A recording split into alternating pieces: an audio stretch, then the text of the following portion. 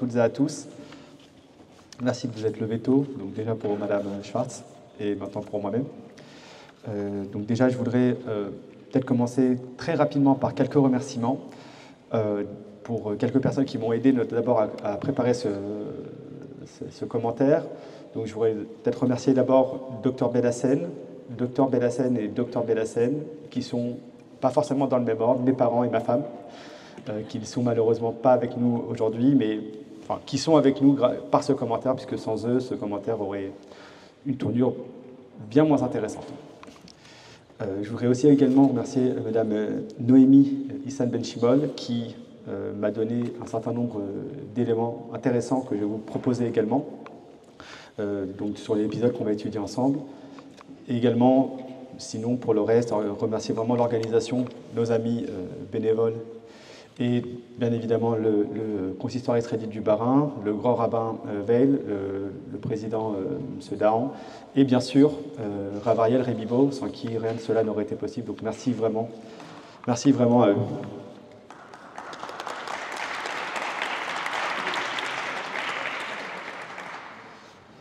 Et avant même de commencer ce shiur, je voudrais qu'on le dédie à la fois à la mémoire de nos frères et sœurs qui sont tombés depuis le 7 octobre, et également pour la réfouach shlema des blessés, pour le retour des shvouim, et également pour le succès de nos chayalim, que Dieu les protège.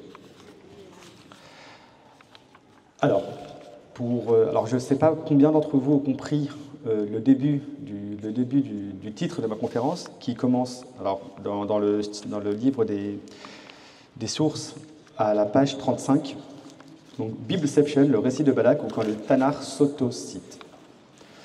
L'idée, c'était de faire une petite référence à un film de Christopher Nolan qui s'appelle Inception, dans lequel il y a cette notion de pouvoir rentrer dans les rêves de quelqu'un pour pouvoir lui soutirer des informations. Et le principe de l'Inception, c'est de rentrer dans le rêve de quelqu'un qui rêve qu'il rêve. Donc on a vraiment une mise en abîme, de la mise en abîme aussi, c'est tout l'objet du film. Donc c'est une forme de poupée russe. Et je voulais mettre en avant un endroit dans le Tanakh, alors c'est peut-être pas le seul, puisque j'ai pas fait l'effort de tout regarder pour m'assurer que c'était le seul, mais au moins il y a 7 éléments, on a un récit dans le Tanakh qui a cet effet de poupée russe. C'est-à-dire qu'on a un événement qui fait référence à un autre, qui fait référence à un autre, qui fait référence à un autre, et c'est celui-là que l'on va étudier ensemble. Et l'idée, ça va être de montrer que, donc déjà, mettre en évidence le phénomène de poupée russe, ensuite, montrer l'importance de cette histoire dans le Tanakh, donc de montrer qu'il y a quand même, que cette histoire, elle n'est pas juste, on n'a pas juste ce phénomène de poupée russe, mais qu'on le voit aussi à plein d'autres endroits. Essayer d'en dégager un récit cohérent, puisqu'on a éventuellement des questions qui peuvent se poser à chaque fois qu'on va regarder un bout de texte ou un texte complet. Et après, essayer de voir quelles sont les leçons qu'on va en apprendre. Donc il y a tout un programme. On va essayer d'aller à minima jusqu'à l'avant-dernière étape, parce que pour les leçons qu'on peut en apprendre, ça va demander beaucoup d'intertextualité, beaucoup de liens entre différents mots. C'est un peu plus technique, et je ne suis pas sûr qu'on aura le temps, mais si on a le temps, on le fera. Et si on n'a pas le temps, de toute façon, vous avez les mécorotes dans lesquels il y a ces mises en évidence-là, et sinon, on pourra essayer d'en discuter après, pour ceux qui seraient intéressés. Alors, le prérequis pour pouvoir faire cette étude, ce que je vais vous demander de faire un effort conséquent, c'est d'oublier ce que vous connaissez sur le récit de Balak. Imaginez que c'est la première fois qu'on vous parle de Balak, vous ne savez pas qui c'est, vous n'avez jamais lu le Tanakh, j'espère que ce n'est pas le cas, mais imaginez que ce n'est pas le cas, imaginez que vous n'avez jamais entendu parler de cette histoire, que vous n'avez jamais eu d'informations là-dessus. Parce que justement, on va essayer de reconstruire ce que des commentateurs ont pu déjà proposer. Et d'ailleurs, c'est pour ça que je ne vais pas citer de commentateurs aujourd'hui, parce que justement, l'idée, c'est de faire le travail, comme je l'avais proposé hier, donc quand j'avais montré les différents outils, c'est vraiment de faire le travail par soi-même, c'est de faire le travail de recherche, et tout ce travail, c'est un travail de recherche qu'on fait ensemble, et par la suite, quand on a fait ce travail-là, on peut aller regarder les commentateurs et voir s'ils se posent les mêmes questions, et si oui, s'ils proposent des réponses similaires, etc. Et bien évidemment, c'est le cas, donc il y a plein de commentateurs qui vont regarder les sujets que je vais évoquer aujourd'hui et qui vont proposer des réponses soit similaires, soit un peu différentes, mais ça ne sera pas l'objet aujourd'hui. Comme on est dans les Yemé Iyun Betanach, donc des journées d'études en profondeur du Tanakh, je vous propose de regarder vraiment dans la profondeur du Tanakh, à savoir dans la fin du Tanakh. Et on va commencer dans la première source, sur le récit de Néhémia. Donc, première source, page 35. Qu'est-ce qu'on nous dit? On nous dit, en ce temps-là, alors je vais le lire en français uniquement, parce que si je dois le lire en français et en hébreu, ça va prendre beaucoup de temps. La traduction, c'est la traduction du rabbinat, qui a beaucoup de qualités et quelques défauts, mais c'est celle-là qu'on va utiliser aujourd'hui. Donc, Néhémia, chapitre 13. En ce temps-là, on lut dans le livre de Moïse, en présence du peuple, et on lit trouva, écrit que ni Ammonites ni Moabites ne seraient jamais admis dans l'assemblée de Dieu, pour n'avoir pas offert le pain et l'eau aux enfants d'Israël, et pour avoir stipendié contre eux Balaam, à l'effet de les maudire, malédiction que notre Dieu transforma en bénédiction. Donc là, on a Néhémia, donc qui est le grand leader avec Ezra du retour des Judéens en terre promise, enfin en terre d'Israël, pour le coup, et qui va rappeler un événement en disant, voilà, d'ailleurs, on a un livre qui s'appelle le livre de Moïse, on nous dit Sefer Moshe, dans lequel il y a marqué ceci et cela, et on nous parle d'ailleurs d'un certain Bilam. On nous dit que Bilam a fait quelque chose, il a essayé de maudire les enfants d'Israël, mais finalement cette malédiction est devenue une bénédiction.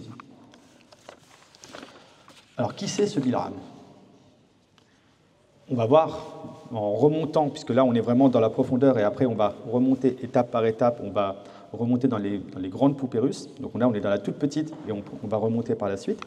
Mais je voudrais vous informer, pour ceux qui ne le sauraient pas, que le personnage de Bilam, c'est un personnage à minima historique qui est attesté à d'autres endroits que dans la Bible, notamment dans ce qu'on appelle l'inscription de Der Allah, qui est une inscription, donc c'est un groupe d'inscriptions qui ont été découverts en Jordanie, et donc sur le site qui s'appelle Der Allah, et c'est écrit en écriture araméenne, et dans laquelle on a c'est des inscriptions qui mentionnent les visions d'un personnage qui s'appelle Bilam, et dans notre tradition également, le personnage de Bilam a la particularité d'être quelqu'un qui a des visions. Donc, déjà, si on n'avait pas le reste de la Torah, on pourrait se dire, bon, on a quand même ces inscriptions de Der Allah qui existent et qui peuvent nous donner des informations sur qui est ce Bilam. Mais on va remonter un cran plus loin. Donc, puisqu'on nous dit que ça a été écrit dans le livre de Moshe, eh bien, allons voir dans le livre de Moshe. Il se trouve que dans le Deutéronome chapitre 23, on nous dit quoi? On nous dit qu'un Ammonite ni un Moabite ne seront admis dans l'assemblée du Seigneur. Même après la 10e génération, ils seront exclus de l'assemblée du Seigneur à perpétuité, parce qu'ils ne vous ont pas offert le pain et l'eau à votre passage au sortir de l'Égypte, et de plus parce qu'ils ont stipendié contre toi Bilam, fils de Béor, de Pétor, en Mésopotamie, pour les maudire. Mais l'Éternel, ton Dieu, n'a pas voulu, etc., etc. Donc là, on a quelque chose qui est à peu près similaire à ce qui a été donné précédemment, sachant que là, on a deux informations supplémentaires. C'est qu'on a Bilam, qui est appelé Ben Béor, donc on a déjà le nom de son père, alors que dans le livre de Néhémia, on n'avait pas ça. Donc c'est une information supplémentaire. On nous dit d'où il vient, de Pétor, Aram Naharaim, et on verra. Alors on n'aura pas le temps de le voir aujourd'hui, mais l'idée du lien avec Aram Naharaim est intéressante aussi, notamment sur le fait que c'est la ville de Nachor, il y a un lien avec Abraham, mais qu'on ne verra pas aujourd'hui parce que sinon ça serait vraiment, vraiment trop long. Et donc on voit ici que, manifestement, ce qui est marqué dans le livre de Moshe est quand même assez similaire à ce qui est dit dans le livre de Néhémia. Sauf que le livre de Moshe lui-même nous rappelle un événement qui s'est passé précédemment. Puisqu'il dit, voilà, parce qu'il a envoyé Bilam Ben Béor pour t'embêter, etc.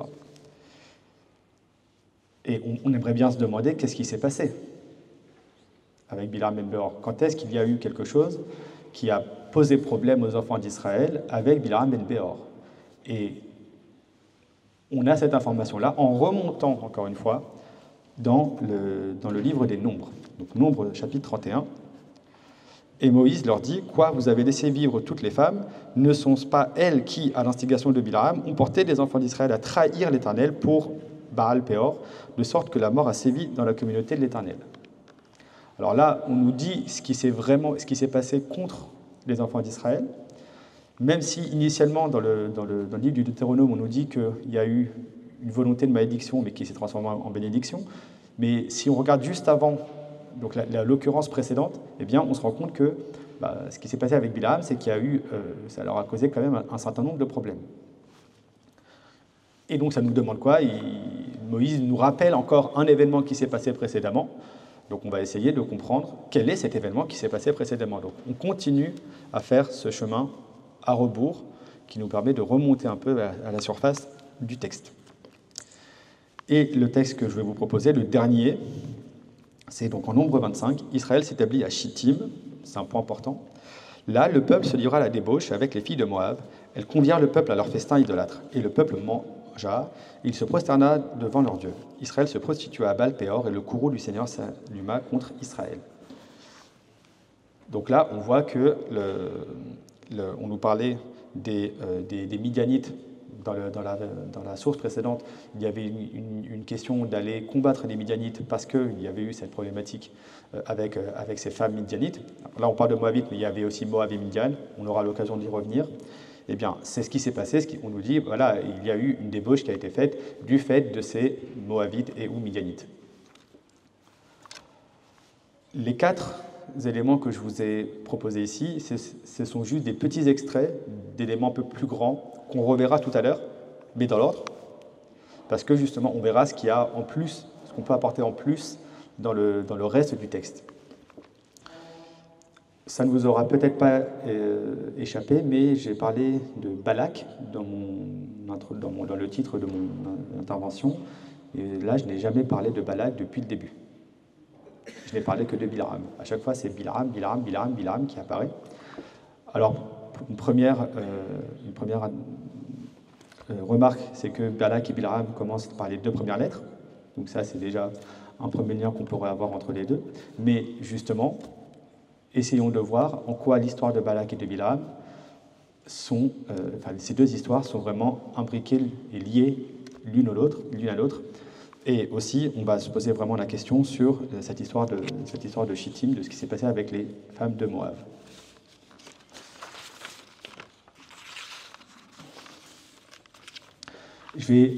Alors, comme on n'a pas le temps de regarder vraiment tout l'épisode, puisqu'il est très long, très dense et qu'il y a énormément de choses à voir, je vais vous proposer un résumé assez succinct de ce qui s'y passe, et après on pourra regarder les éléments sur texte.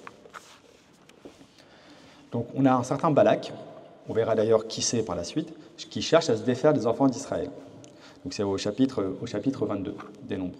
Il demande à Bilam, donc celui dont on vient de parler, d'aller maudire le peuple d'Israël.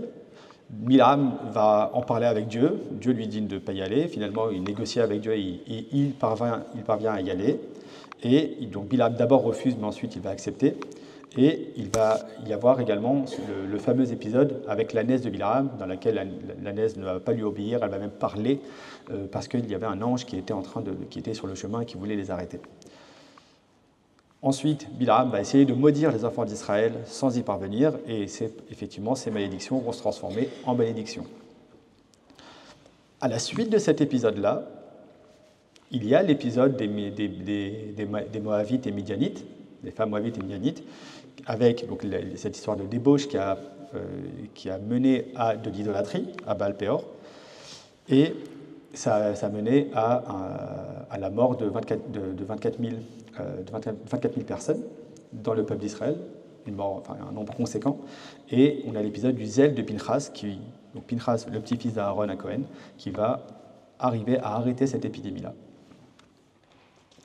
Donc maintenant, on va lire les éléments du texte ensemble, et ensuite, on va se poser finalement des questions sur le texte et voir comment la réponse à ces questions nous permet d'avoir le récit cohérent qui, après ce premier travail d'avoir le récit complet, va nous permettre d'en tirer un certain nombre d'enseignements. Donc, on est toujours page 35, c'est la source 5. Nombre, chapitre 22. Balak, fils de Tsippor, ayant su tout ce qu'Israël avait fait aux Amoréens, Moab eut grand peur de ce peuple parce qu'ils étaient nombreux, et Moab trembla à cause des enfants d'Israël. Et Moab dit aux anciens de Midian, « Bientôt cette multitude aura fourragé tous nos alentours, comme le bœuf fourrage l'herbe des champs. » Or, Balak, fils de Tsippor, régnait sur Moab à cette époque. Il envoya des messagers à Balaam, fils de Béor, à Pétor, qui est sur le fleuve, dans le pays de ses concitoyens, pour le demander en ces termes.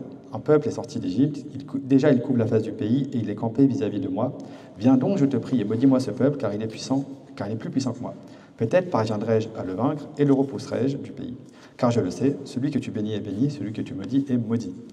Les anciens de Moab et ceux de Midian partirent, munis des honoraires de la divination, et arrivés chez Balaam, lui transmirent les paroles de Balak. Il leur répondit, « Restez ici cette nuit, et je vous rendrai réponse selon ce que l'Éternel m'aura dit. » Et les princes moabites restèrent chez Balaam. Dieu aborda Bilam en disant, « Qui sont ces hommes-là chez toi ?» Bilam répondit à Dieu, « C'est Balak, fils de Tsippor, roi de Moab, qui m'envoie dire, « Déjà ce peuple sorti de l'Égypte a recouvert la face du pays.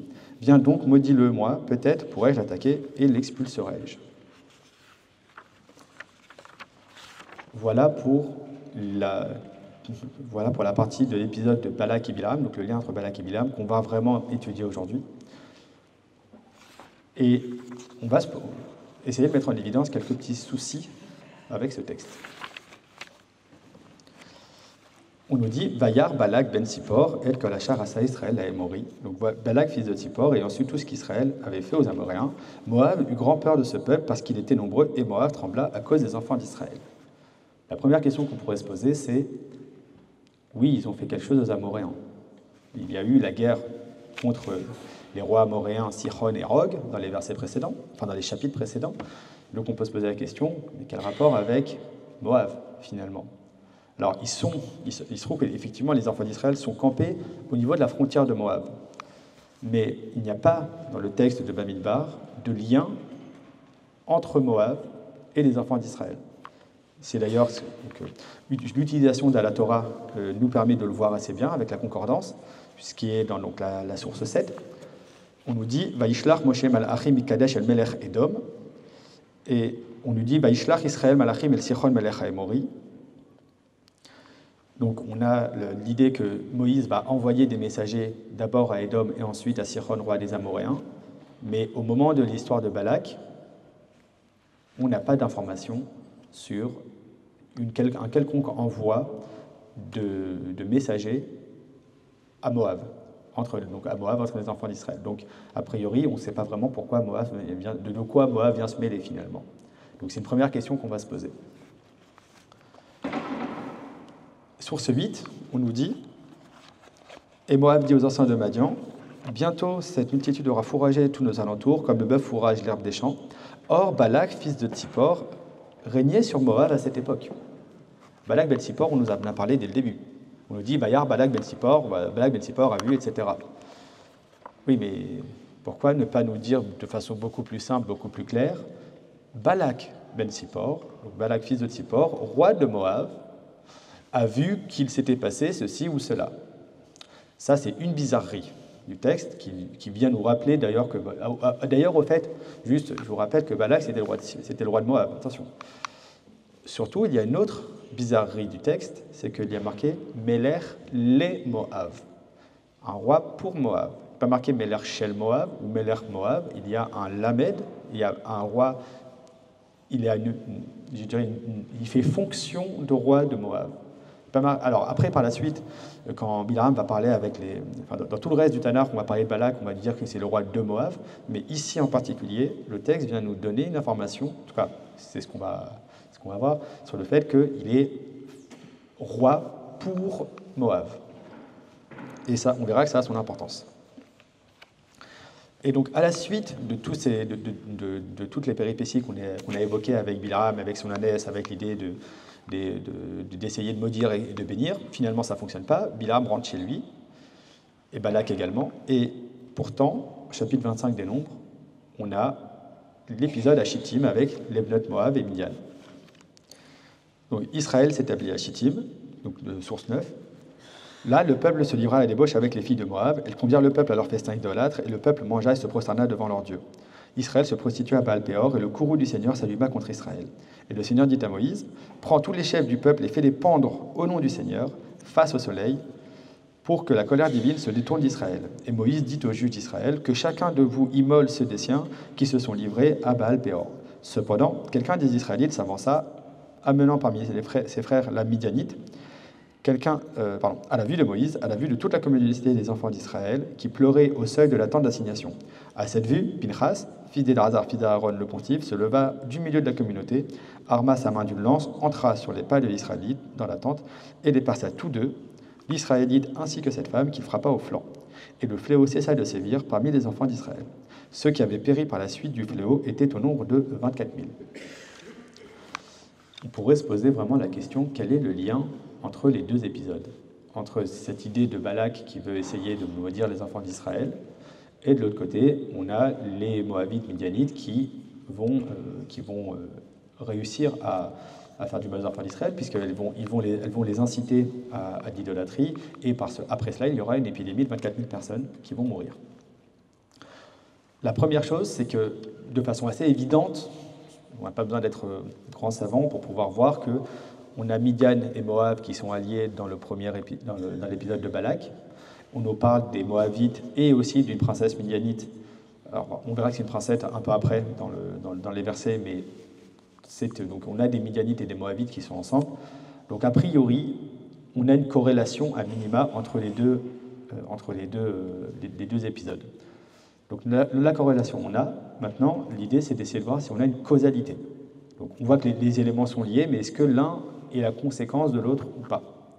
Ou alors l'un pourrait être juste a été mis à ce moment-là parce que ça nous ferait référence à l'autre, mais sans qu'il y ait de lien logique de l'un après l'autre, que l'un ne dépendrait pas de l'autre. Et on va essayer de voir comment on peut arriver à trouver cette connexion et à quel point il va falloir rentrer dans le fond du Tanakh pour trouver cette connexion. Alors, pour cela, on va commencer à avoir quelques précisions dans la source 10, page 37. Nombre 31. L'Éternel parla ainsi à Moïse, exerce sur les Madianites la vengeance due aux enfants d'Israël, après quoi tu seras réuni avec tes pères. Moïse les envoya en campagne, 1000 par tribu, et avec eux pour diriger l'expédition, Pinchas, fils d'Éléazar, le pontife, muni de l'appareil sacré et des trompettes retentissantes. Et ils livrèrent bataille à Midian, comme l'Éternel l'avait ordonné à Moïse. Et ils tuèrent tous les mâles. Ils ajoutèrent à ces victimes les rois de Midian. Ah, c'est nouveau ça, on ne savait pas qu'il y avait des rois à Midian. Évi, Rechem, Tsur, Hur et Reva, tous 5 rois de Midian, plus Bilaam, fils de Béor, qu'ils firent périr par le glaive. Alors, là, j'ai sauté quelques versets, donc on va directement en 14. Moïse se mit en colère contre les officiers de l'armée, Chiliarque et Centurion, qui revenaient de l'expédition de guerre. Et Moïse leur dit, « Quoi, vous avez laissé vivre toutes les femmes? Ne sont-ce pas elles qui, à l'instigation de Bilaam, ont porté les enfants d'Israël à trahir l'Éternel, pro Baal-Péor, de sorte que la mort a sévi dans la communauté de l'Éternel ?» Moïse, qui n'a a priori pas de lien direct avec Bilaam, puisqu'on ne voit pas dans le texte d'ailleurs dans le texte, on n'a jamais de discussion, d'interaction entre Balak et les enfants d'Israël, et la seule interaction que les enfants d'Israël ont avec Bilaam, c'est de le passer par le fil de l'épée. Donc on peut dire que la discussion a été un peu brève. Pourtant, ce que vient nous dire Moïse, donc il a une information, on ne sait pas exactement comment, est-ce que finalement peut-être Bilaam a été capturé, puis interrogé, puis exécuté, ou alors c'est une question de prophétie, et donc Moïse a eu la prophétie de cette histoire-là. Eh bien, en tout cas, ce que Moïse nous dit, Moïse lui-même nous fait un lien de causalité entre Bilaam et l'épisode de Chittim. Maintenant, la question se pose, donc là, on a une causalité entre Bilaam et l'épisode de Chittim, mais est-ce qu'on a une causalité entre Balak et l'épisode de Chittim? C'est-à-dire que, est-ce que l'épisode de Chittim, c'est de l'initiative de Bilaam lui-même seulement, ou alors est-ce qu'il y a Balak qui se trouve derrière cela également? On imagine que oui, parce que pour pouvoir avoir à sa disposition des Madianites et des Moabites, il faut qu'il puisse avoir un dirigeant Madianite ou Moabite qui va lui mettre ses femmes à disposition. Mais encore faut-il, ça c'est le ressenti qu'on peut avoir maintenant, il faut le prouver par le texte. toujours très important de prouver par le texte les éléments qu'on pense sentir, à minima. Alors, on va passer la source 11, parce que on n'aura pas le temps d'utiliser ce que j'avais prévu. Donc on va passer maintenant à la source 12, en remarquant que si on fait une recherche de concordance dans le Tanakh sur à la fois Bilam et Balak, on se rend compte que, mis à part les poupées russes que j'ai mises en évidence, on a plein de petits endroits dans le Tanakh dans lesquels cet épisode de Balak, l'épisode de Bilam, l'un ou l'autre ou les deux ensemble, sont rappelés dans le Tanakh, mis à part la partie poupée russe dont on a parlé tout à l'heure. Et l'idée, maintenant, c'est de regarder dans ces autres épisodes. Donc on a 2 fois dans Josué, 1 fois dans Shoftim, 1 fois dans Micha également, et après on a Nehemia, comme on l'avait vu tout à l'heure. Mais ces éléments-là vont nous permettre, vous allez le voir, de répondre aux questions qu'on se posait tout à l'heure. Les questions, je vous le rappelle, c'est est-ce qu'il y a un lien entre Moab et les enfants d'Israël? Parce qu'a priori, ils ne se sont jamais parlé.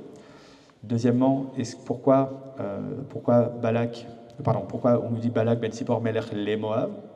Et troisièmement, est-ce qu'il y a la causalité? Donc, on a une causalité, mais est-ce que la causalité est avec Balak également? Ou alors elle n'est qu'avec Bilam? Pour cela, je vous propose d'aller à la source 12, Josué 13. Enfin, toutes les villes de la plaine, tout le royaume de Sichon, roi des Amoréens, qui avait régné à Heshbon, et que Moïse avait battu, ainsi que les princes de Midian, Evi, Rechem, Tsur, Hor et Reva, vassaux de Sichon occupant ce pays, et aussi Bilam, fils de Béor, le magicien, que les enfants d'Israël avaient fait périr avec leurs autres victimes par le glaive. À cet endroit-là, Josué nous rappelle, alors là c'est plutôt Dieu qui parle à Josué, mais dans le livre de Josué, on a un rappel qu'effectivement, on a un rappel de ce qu'on a vu dans la source juste avant, dans Nombre 31, du fait qu'ils ont tué Bilam ben Béor, mais également, rappelez-vous tout à l'heure, on parlait des rois de Midian. Là, le texte ne nous dit pas les rois de Midian. On nous dit les princes de Midian, qui étaient des vassaux de Sichon. Ah, il se passe quelque chose. C'est pas la même chose de tuer des rois que de tuer des vassaux. Et ils étaient vassaux de qui? Ils étaient vassaux de Sichon. Sichon, qui était le roi que les enfants d'Israël avaient éliminé juste avant.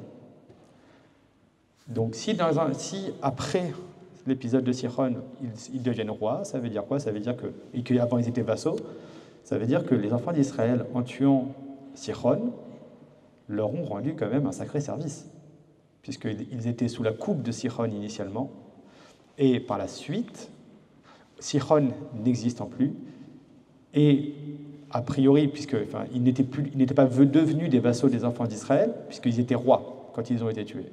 Dès lors, les enfants d'Israël leur ont quand même rendu un grand service, indirectement, sans forcément le savoir.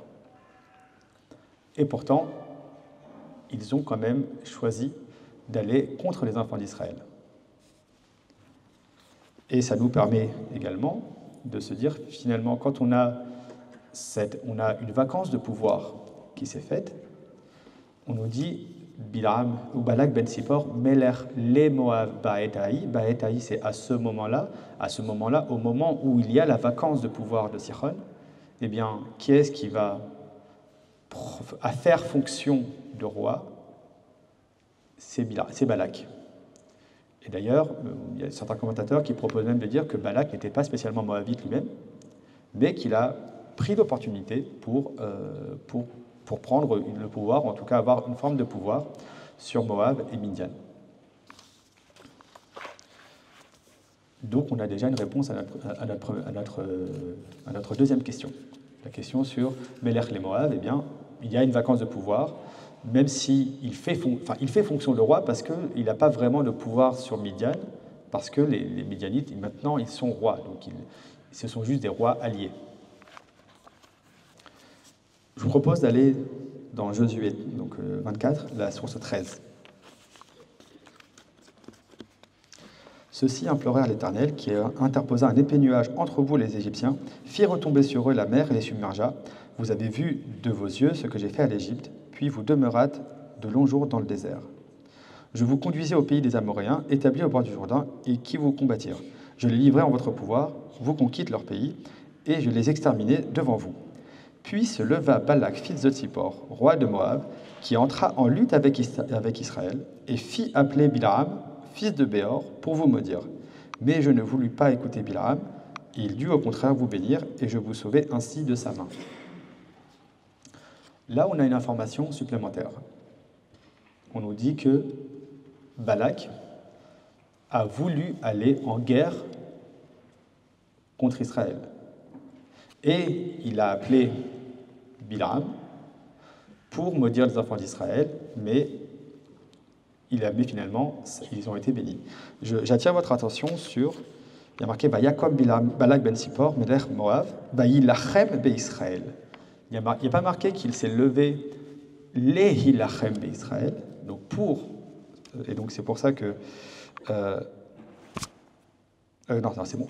Donc, pour entrer en lutte contre Israël, donc il y a une lutte qui existe déjà, et il y a également l'idée de Balak, de Bilam, qui va être utilisé pour ses services, mais qui va bien sûr échouer. Toujours est-il qu'il y a cette idée que Balak combat Israël. Ce n'est pas qu'il veut combattre Israël, mais il le fait. Est-ce qu'on voit dans le texte un combat entre Amalek, excusez-moi, parce que ça finit comme Balak, mais entre Balak et les enfants d'Israël. Dans le Bamidbar, on n'a pas ça. Donc, on vient avec Josué avec une question supplémentaire. On pensait avoir des éléments en plus, mais là, ça nous génère une question supplémentaire de savoir qu'est-ce qui s'est passé. Est-ce qu'il a combattu ou pas? Et de façon encore plus troublante, dans le livre des Juges, on nous dit quoi? On va nous parler du fait que Balak n'a pas combattu Israël, justement. Je vous redonne quelques contextes. On est donc dans Juge 11, dans l'histoire de Yiftar Hagiladi, dans lequel il va combattre les... excusez-moi. Oui, il va combattre les Bnei Ammon, donc les Ammonites, sachant que Ammon et Moab, ce sont des tribus cousines, étant les descendants de Lot. Et donc, Yiftar va parlementer avec eux et il va leur faire un rappel historique très important. En effet, après la sortie d'Égypte, Israël s'avança dans le désert jusqu'à la mer des Joncs, puis arriva à Kadesh. Israël envoya des émissaires au roi d'Édom pour lui dire « Je voudrais passer par ton pays ». Mais le roi d'Édom n'y consentit point. On envoya pareil message au roi de Moab, qui refusa également, et Israël resta à Kadesh. Ah, on envoya pareil message au roi de Moab, qui n'a pas accepté. On s'était posé la question tout à l'heure, est-ce qu'il y a un lien entre Moab et les enfants d'Israël? La réponse est oui. Ce lien n'a pas été mis en évidence dans le livre de Bamidbar, pour des raisons que je ne connais pas. Il faudrait demander à Moshe Rabbeinu pourquoi il n'a pas voulu le mettre. On peut trouver des raisons, mais ça ne va pas être l'objet de notre discussion. Mais toujours est-il que, finalement, notre première question, pourquoi tout à coup Moab commence à avoir peur, etc. Ils avaient également reçu un émissaire. En tout cas, c'est ce que dit Yiftar. Et prenant par le désert, il tourna les pays d'Édom et de Moab, donc ils ne vont pas rentrer, ils vont s'en écarter, arriva jusqu'au pays de Moab, du côté de l'Orient, et ils campèrent au bord de l'Arnon, mais ils ne franchirent point la limite de Moab, car c'est l'Arnon qui forme cette limite. Donc très important de rappeler qu'ils sont à la frontière, oui, mais ils ne mettent pas un pied, ne mettent pas un orteil dans la frontière de Moab. Dès lors, ils envoient des messagers, et si ça se passe bien, tant mieux, si ça ne se passe pas bien, on n'a pas vraiment de volonté belliqueuse. C'est ça le point important. Et pour pouvoir comprendre la suite du discours de Yiftar, on est obligé de faire un petit saut sur Nombre 21. Juste quand Sihon a été vaincu, le texte va nous rappeler quelque chose. Il va nous dire « Car Heshbon était devenue la ville de Sihon, roi des Amoréens, celui-ci ayant fait la guerre au précédent roi de Moab. » Donc on a cette idée qu'il y avait Melech Moab Arishon, comme quoi les rois de Moab se succèdent, et lui ayant pris tout son territoire jusqu'à l'Arnon. Et après, c'est à ce propos que les poètes disaient « Venez à Heshbon, cité de Sihon », etc. Donc on a cette idée que Sihon, il avait sous sa coupe des princes madianites, qui étaient ses vassaux, mais qu'il avait également conquis un territoire qui appartenait à Moab. On ne le fera pas maintenant, mais ça nous donne aussi des informations sur la spécificité de Midian, qui est un peu similaire à celle de Amalek, qui est que Midian, ce n'est pas un peuple uniforme à un seul endroit. Midian se trouve, de même que Amalek, se trouve à plusieurs endroits, et ce sont des tribus qui ne sont pas forcément toutes liées les unes aux autres. Puisqu'on a Midian d'ici, et on avait aussi Midian de Moïse, et ce n'est pas forcément le même, etc., etc. Donc maintenant qu'on a ça, on va lire la suite du récit qui est fait par Iftar. Il nous dit, en Juge 11, « Et Israël envoya des députés à Sihon, roi des Amoréens, qui régnait à Heshbon, et lui fit dire, « Laisse-nous traverser ton pays pour gagner notre destination. » Mais Sihon n'eut pas assez de confiance en Israël pour le laisser franchir sa frontière. Il rassembla donc tout son peuple, et ils prirent position à Yatsa et attaquèrent Israël. L'Éternel, Dieu d'Israël, livra Sihon et toute son armée au pouvoir d'Israël, qui les défie et qui prit possession de tout le pays des Amoréens, habitants de cette contrée. Ils livrèrent ainsi tout le territoire des Amoréens, depuis l'Arnon jusqu'au Yavok, et depuis le désert jusqu'au Jourdain. Ainsi l'Éternel, Dieu d'Israël, a évincé l'Amoréen pour son peuple Israël, et tu voudrais déposséder celui-ci? N'est-ce pas ce que ton Dieu Kamosh te fait conquérir devient ta possession? Eh bien, tout ce que l'Éternel, notre Dieu, nous a fait conquérir restera la nôtre. Au surplus, es-tu mieux fondé en droit que Balak, fils de Tsippor, le roi de Moab? Osa-t-il contester avec Israël? Osa-t-il lui faire la guerre? Israël est établi depuis 300 ans dans le Heshbon et sa banlieue, dans Aroer et dans sa banlieue, dans toutes les villes qui bordent l'Arnon. Pourquoi donc, durant toute cette période, ne les avez-vous point reprises? Toute ressemblance avec des événements récents n'est peut-être pas fortuite.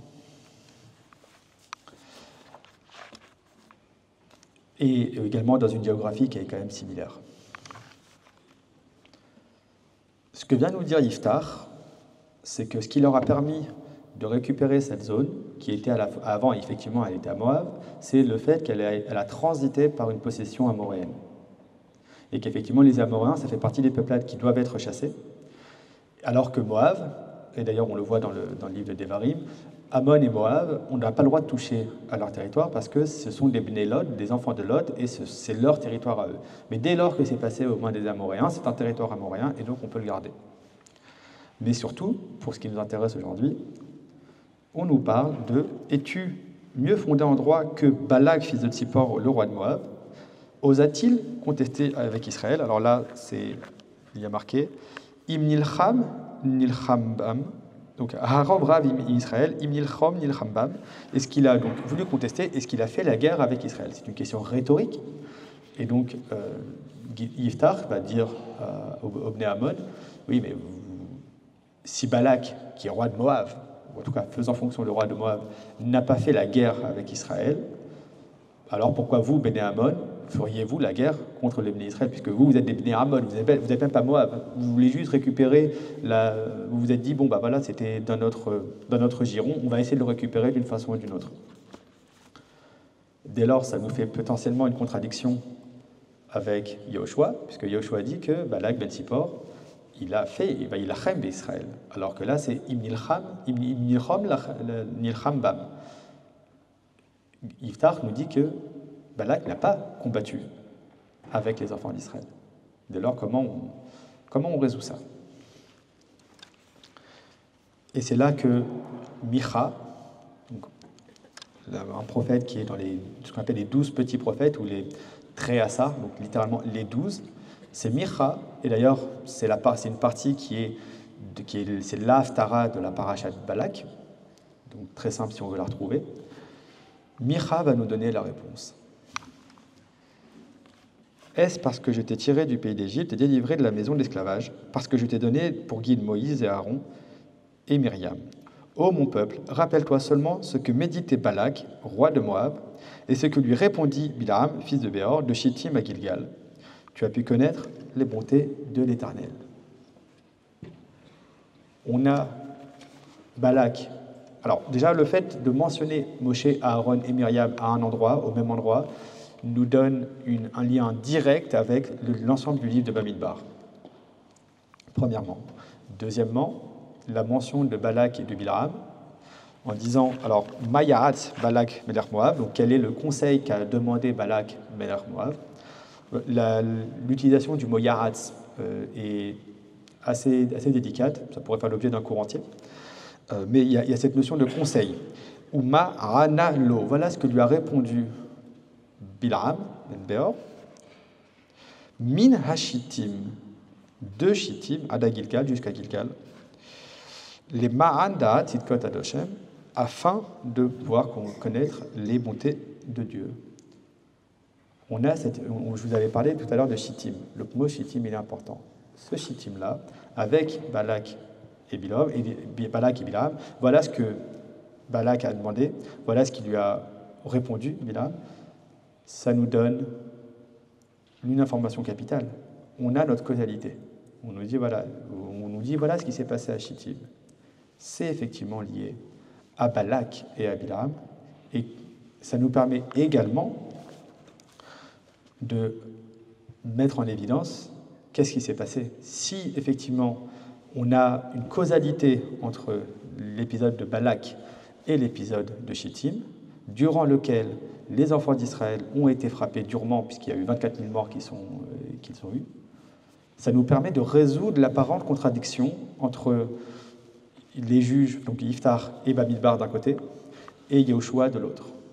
Dès lors, oui, il y a eu volonté de confrontation, et il y a eu une forme de confrontation qui a été faite par Balak contre les enfants d'Israël.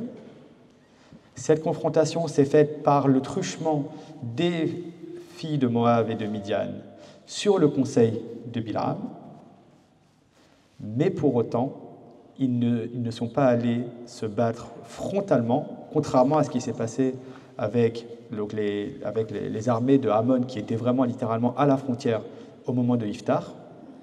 Et donc, ça nous permet ici de corriger, donc d'avoir l'idée globale comme quoi il n'y a pas vraiment de contradiction entre Yehoshua et le reste, puisqu'il y a la façon de combattre qui a été utilisée, c'est une façon perfide, donc qui n'est pas frontale, mais qui a existé et qui a eu des effets.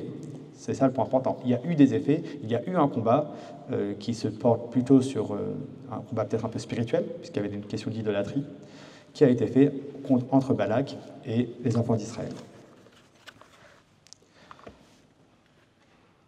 On pourrait s'arrêter là, mais il faudrait aller un peu plus loin et utiliser la fin de Néhémia.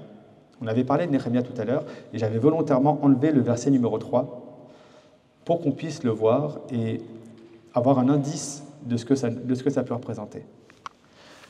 Donc, Néhémia, chapitre 13, verset 1, la source 18, page 38. En ce temps-là, on lut dans le livre de Moïse, en présence du peuple, et l'on y trouva écrit que ni Ammonites ni Moabites ne seraient jamais admis dans l'assemblée de Dieu, pour n'avoir pas offert le pain et l'eau aux enfants d'Israël, et pour avoir stipendié contre eux Balaam, à l'effet de les maudire, malédiction que notre Dieu transforma en bénédiction. Lorsqu'on entendit la loi, on élimina d'Israël tout élément hétérogène.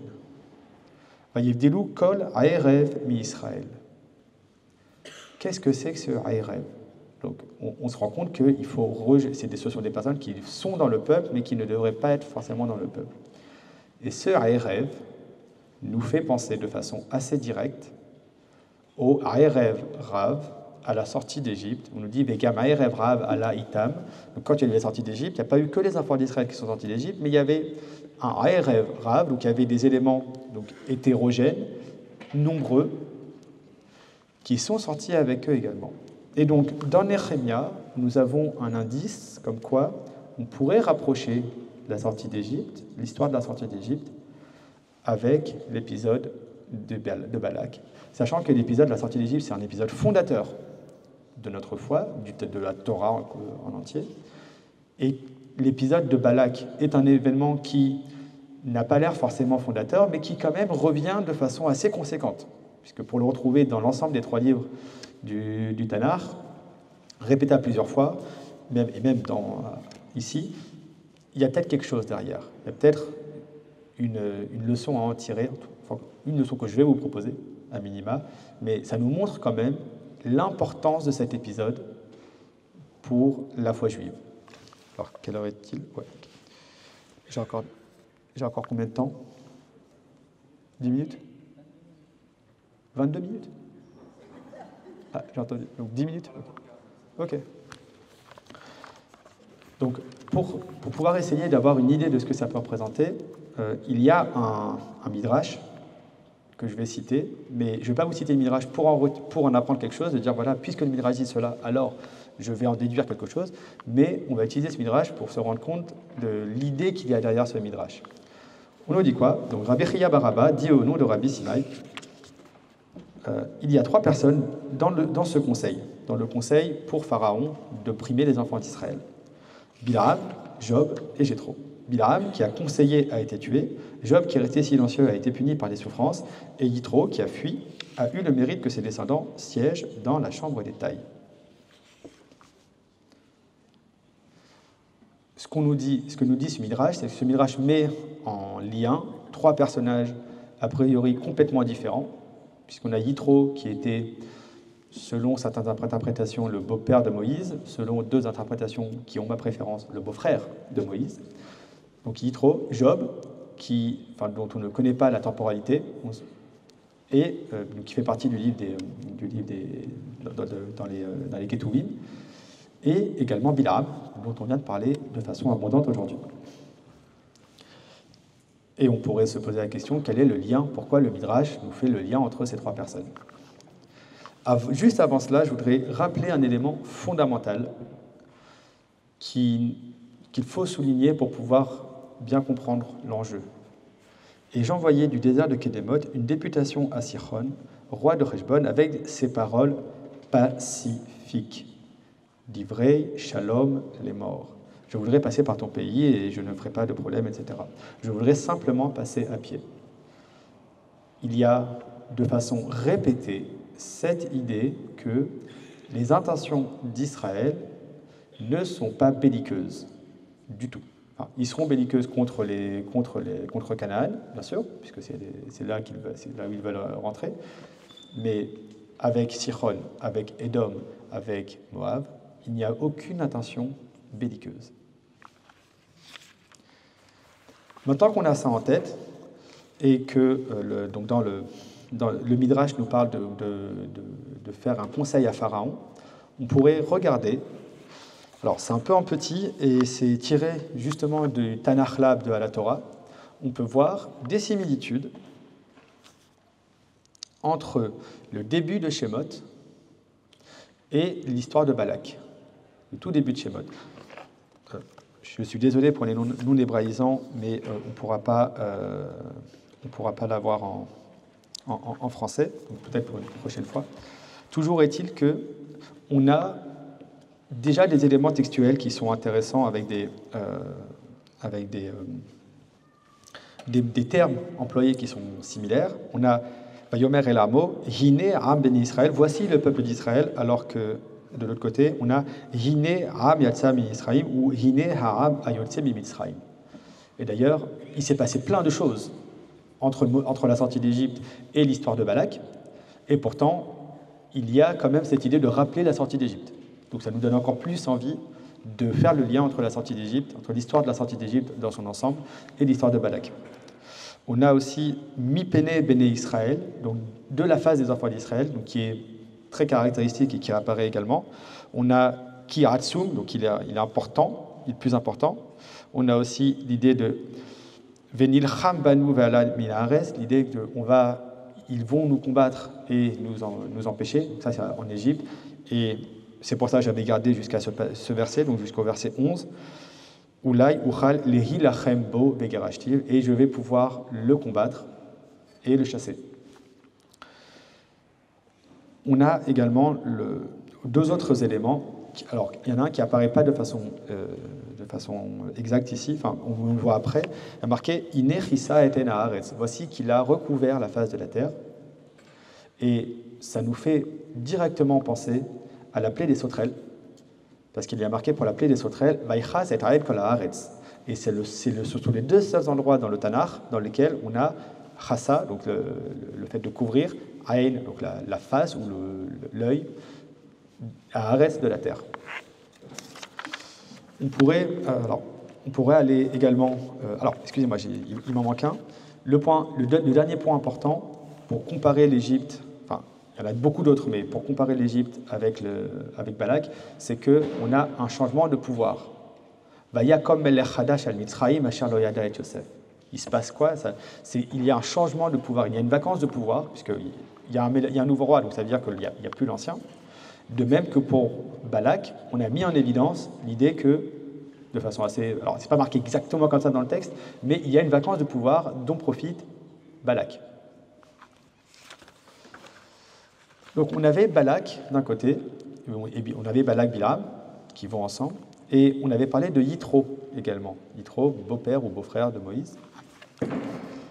Et regardez dans la source 40, pardon, excusez-moi, pas la source 40, la source 21, mais page 40.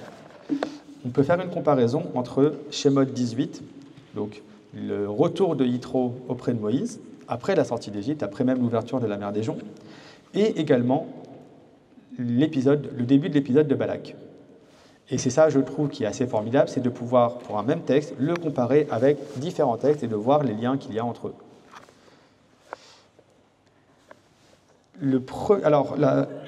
Un élément fondamental, c'est Et Kol Asher Asa.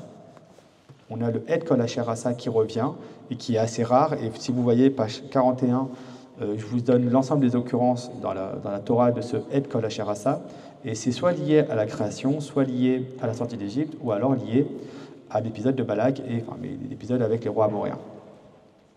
Mais surtout, on a d'autres liens entre Yitro et cette histoire de Balak et Bilam, notamment, il y a marqué Vaishma Yitro Krohen Midian. Donc Yitro Krohen Midian a entendu, ou même plutôt compris, parce que l'ishma en hébreu biblique, c'est également comprendre. Donc il a compris tout ce que Dieu a fait à Moïse et à Israël, son peuple, alors que de l'autre côté, pour Balak, il y a marqué Vayar, il a vu. Et si on continue avec, alors je ne l'ai pas mis ici parce que ça aurait été beaucoup trop long, mais la spécificité de Bilam, c'est que c'est un voyant. Il voit les choses. Il a besoin de voir les choses, mais ça ne veut pas dire forcément qu'il va les comprendre. On peut voir et on peut interpréter, mais sans forcément comprendre correctement. Mais de même que Yitro va dire à Moïse, Ata Shemar Bekoli Iyatsecha, donc voilà, à ce moment-là, je vais te conseiller, écoute-moi, entends ma voix. De même que Yitro, lui, il a écouté, il a compris ce qui s'est passé pour Moïse, de même que Yitro demande à Moïse de l'écouter pour le conseil qu'il va lui donner. Et d'ailleurs, on a cette idée de conseil qui apparaît également dans l'histoire de Yitro, dans l'histoire de Bilam, et on a aussi la notion de conseil, même de Eretz Rutz, donc la terre de conseil littéralement, pour Job. Donc qui nous donne un lien entre ces trois-là.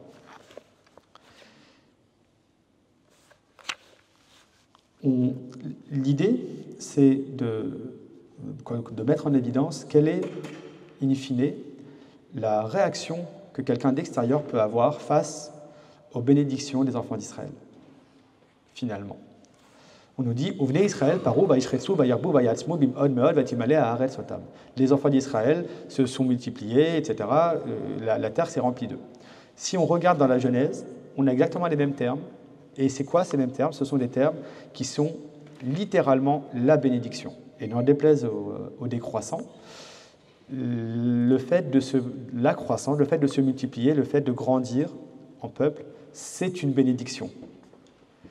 Et les Égyptiens, face à cette bénédiction, ils ont finalement trois choix. Et c'est ça peut-être le message que la Torah, ou même le Tanakh veut nous faire passer, c'est que quand on a une bénédiction qui apparaît pour les enfants d'Israël, on a trois façons de réagir.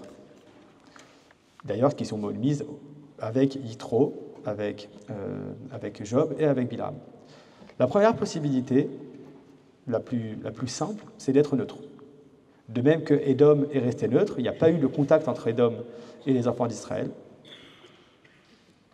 Bon, on est neutre. Finalement, Édom, vraiment à la fin du Tanakh, on se rend compte que Édom s'est très mal comporté. Notamment, je vous invite à regarder le Télim 137, Al Neharot Bavel, que tout le monde connaît sauf les 3 derniers versets. Et les 3 derniers versets sont les plus durs, parce qu'on a justement, on comprend pourquoi on a un ressenti aussi important contre Édom, parce que Édom, in fine, quand Israël a eu du mal, quand Israël s'est fait battre, ils ont dit, oui, niveler, terrasser complètement Jérusalem. Donc voilà, le 137 à voir. Donc, mais sinon, on a Édom qui, dans Bamidbar, ils font rien, tout va bien. On a la possibilité de profiter de cette bénédiction. Et profiter de cette bénédiction, ça se fait comme Yitro, qui est midianite. Rappelez-vous, on avait parlé de Midian également. Yitro, c'est un midianite, mais qui a choisi de comprendre que cette bénédiction pouvait lui être profitable d'une certaine façon, sans forcément qu'il y ait une malice derrière. Ce n'est pas un profiteur, mais il se dit, voilà, il y a une bénédiction, ça peut être bénéfique à tous.